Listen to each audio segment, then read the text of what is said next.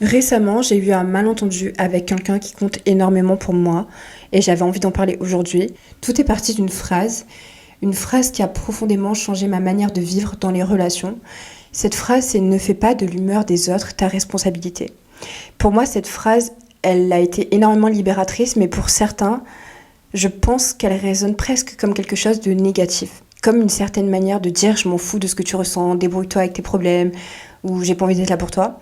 Et honnêtement, je peux comprendre pourquoi certaines personnes peuvent l'interpréter comme ça, parce que si on la sort de son contexte, elle peut donner l'impression qu'il faut devenir froid, distant, insensible. Mais c'est absolument pas ce qu'elle signifie pour moi. Pour moi, c'est une phrase qui m'a appris à aimer les gens d'une façon plus saine. Elle m'a appris à être présente sans me perdre, à soutenir sans m'effondrer, à écouter sans absorber. Parce que pendant des années, j'ai été ce qu'on appelle une people pleaser. J'avais besoin que tout le monde aille bien, que tout le monde soit content, que tout le monde soit satisfait. Et dès que quelqu'un autour de moi était triste, contrarié, distant, froid ou de mauvaise humeur, je paniquais. Je paniquais, mon cerveau passait en mode urgence. Je me disais, mais qu'est-ce que j'ai fait? Est-ce que c'est ma faute? Comment je peux réparer ça? Comment je peux arranger la situation? Et je devenais incapable de penser à autre chose. Comme si l'état émotionnel des autres, c'était devenu mon problème personnel. Comme si j'étais responsable du bien-être de tout le monde. À force, tu vis dans une hypervigilance permanente, t'analyses les messages, les regards, les silences, t'analyses même les points à la fin des phrases. C'est complètement absurde et plus t'analyses et plus tu t'inventes des problèmes. Tu deviens une sorte de détective émotionnel à plein temps. Et le pire, c'est que beaucoup de personnes pensent que c'est de l'empathie et j'ai confondu ça pendant des années. Mais avec le recul, je pense pas que ce soit toujours de l'empathie. Je crois que parfois, c'est simplement de l'anxiété déguisée en empathie. Parce que l'empathie, ça consiste à comprendre ce que les autres ressentent et l'anxiété, ça consiste à croire que t'es responsable de ce qu'ils ressentent. Et c'est pas du tout la même chose. Et je vais faire une précision qui est importante parce que je sais que certaines personnes pourraient mal comprendre ce que je suis en train de dire.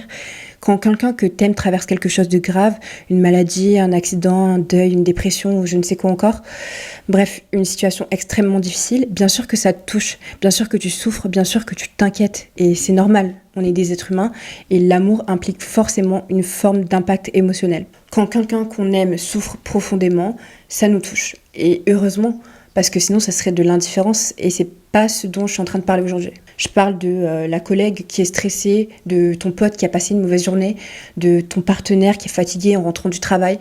Je parle des moments où certaines personnes prennent automatiquement la responsabilité émotionnelle de ce qui se passe chez les autres. Comme si chaque humeur devenait leur mission, comme si chaque émotion devait être réparée, comme si chaque problème devait être résolu. Et c'est là que beaucoup de personnes s'épuisent et c'est là où je me suis épuisée pendant des années. Imagine la situation, ton partenaire rentre à la maison, il est fatigué, il est irrité, il a passé une longue journée et il parle pas beaucoup. Avant, ça m'aurait déclenché immédiatement le « Ah, j'ai forcément fait quelque chose, il y a un problème, je dois régler ça ». Alors que parfois, la personne, elle est juste fatiguée, elle a juste besoin d'espace, elle a juste besoin de digérer sa journée.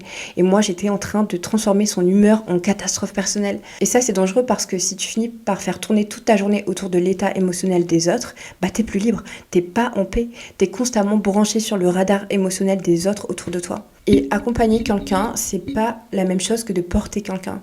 Accompagner quelqu'un, c'est marcher à côté. Alors que porter quelqu'un, c'est essayer de prendre tout son poids. Et beaucoup de personnes finissent écrasées parce qu'elles confondent les deux. Tu peux écouter quelqu'un, tu peux soutenir, être présent, prendre quelqu'un dans tes bras, lui demander « Est-ce que tu veux parler? Comment est-ce que je peux t'aider ?» Mais sans pour autant absorber son état émotionnel. Sans pour autant que ça transforme toute ta journée en mauvaise journée. Il y a une croyance que beaucoup de personnes ont, c'est l'idée que si tu aimes quelqu'un, tu dois souffrir avec. Si quelqu'un est stressé, tu dois être stressé. Si l'autre est triste, tu dois être triste. Si l'autre est en colère, tu dois ressentir sa colère. Mais moi, je ne crois pas du tout à ça. Je pense d'ailleurs que c'est souvent contre-productif parce qu'on aide beaucoup mieux les gens quand on reste stable, quand on garde nos pieds sur terre, quand on conserve notre calme. Imagine un sauveteur qui saute dans l'eau pour aider quelqu'un qui se noie. S'il panique lui aussi, il y a deux problèmes. Pour aider quelqu'un, il faut rester solide. Et je pense que c'est exactement pareil dans nos relations. Et je vais même aller encore plus loin. Parfois, vouloir constamment sauver les autres, c'est une manière détournée d'essayer de contrôler ce qu'on ne contrôle pas. Ça peut paraître dur à entendre, mais certaines personnes supportent tellement pas l'inconfort qu'elles veulent immédiatement supprimer toute émotion négative autour d'elles. La tristesse, la colère, la frustration, l'inquiétude. Elles veulent tout réparer, tout régler, tout faire disparaître. Mais les émotions, c'est pas des problèmes à résoudre, c'est des expériences à traverser. Et parfois, je pense que le plus beau cadeau que tu peux faire à quelqu'un, c'est justement de lui laisser l'espace de ressentir ce qu'il ressent sans essayer de tout contrôler. Avec le temps, j'ai compris que je suis responsable de mes émotions et les autres sont responsables des leurs. Évidemment, si j'ai blessé quelqu'un, si j'ai menti, si j'ai manqué de respect, si j'ai fait du mal, là, c'est ma responsabilité et je dois l'assumer. Mais quand une personne traverse quelque chose qui ne me concerne pas directement, je ne vais pas faire de son humeur le centre de mon univers. Je peux être là, je peux écouter, soutenir, sans me perdre, sans m'abandonner, sans sacrifier ma paix intérieure. Parce que la finalité, c'est qu'à force de vouloir sauver tout le monde, on finit par se noyer soi-même. Et ça, personne n'en parle. Elles absorbent tout, elles prennent tout personnellement, elles culpabilisent pour tout, elles se sentent responsables de tout. Et au bout d'un moment, elles sont épuisées, vidées et déconnectées d'elles-mêmes. Donc si toi, tu es comme j'étais avant, retiens une chose, ne pas faire de l'humeur des autres ta responsabilité, ça veut pas dire que tu les aimes pas. Ça signifie pas que tu manques d'empathie, ça signifie pas que t'es froid, ça signifie simplement que tu comprends une chose qui est essentielle.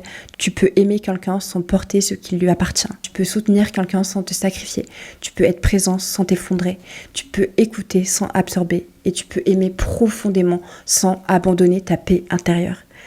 Et honnêtement, je pense que c'est la forme d'amour la plus saine qui existe parce qu'au final, aider quelqu'un, ça veut pas dire couler avec lui. Ça veut dire rester debout pendant qu'il traverse sa propre tempête et lui rappeler qu'il est capable de la traverser. Sur ce, on se retrouve dans une prochaine vidéo. Je vous fais des gros bisous.